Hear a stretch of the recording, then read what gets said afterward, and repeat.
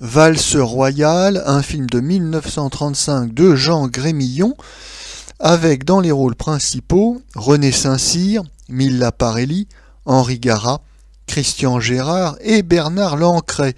Le sujet: à Munich en 1852, Henri Garat, le fils de l'ambassadeur d'Autriche, est sommé d'épouser Milla Parelli, qu'il a compromise. Mais c'est René Saint-Cyr, la sœur aînée de Milla Parelli, qu'il aime. Heureusement, la princesse Élisabeth arrange cette affaire malencontreuse et fait célébrer le mariage en même temps que ses noces avec François-Joseph.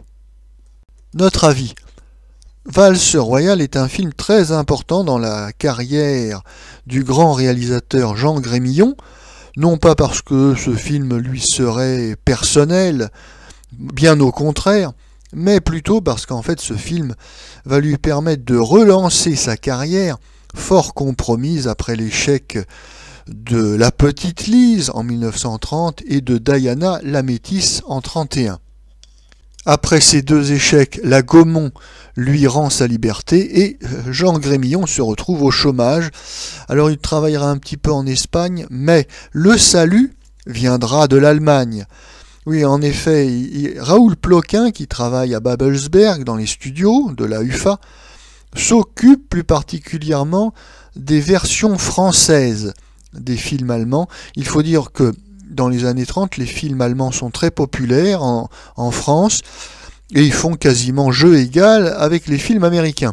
Donc, Raoul Ploquin, qui s'occupe des versions françaises, pense à Grémillon et lui demande de venir à Berlin bien pour tourner Valse royale, qui va être un film test. Pendant qu'un réalisateur allemand tourne la version allemande, König-Walzer, eh bien Grémillon, lui, va tourner la version française, qui s'appelle tout d'abord Pour un baiser, mais on revient vite au titre Valse royale, qui est plus explicite. Oui, il s'agit bien d'une opérette.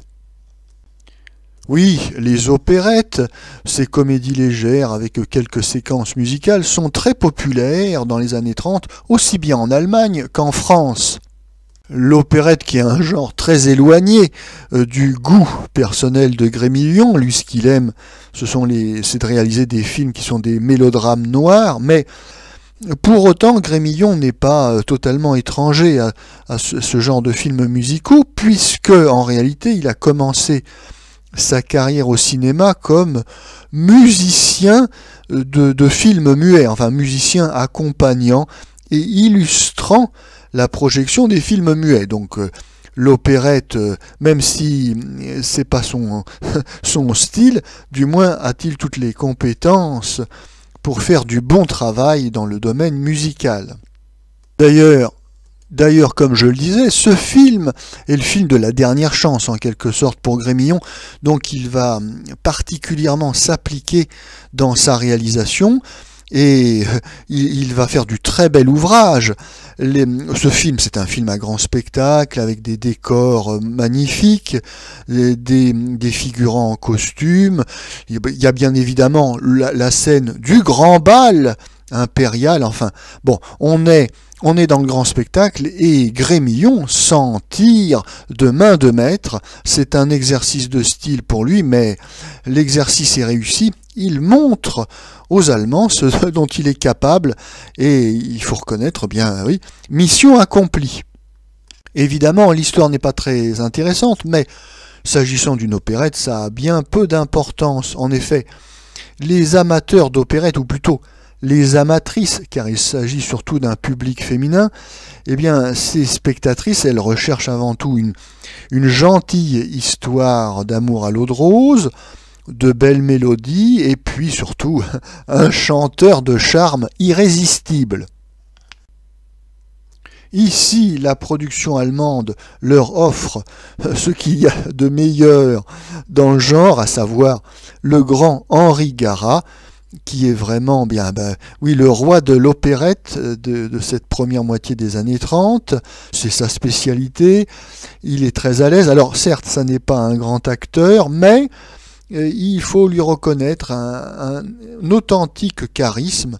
Il a un indéniable talent de présence sur scène et on comprend tout à fait l'engouement des spectatrices.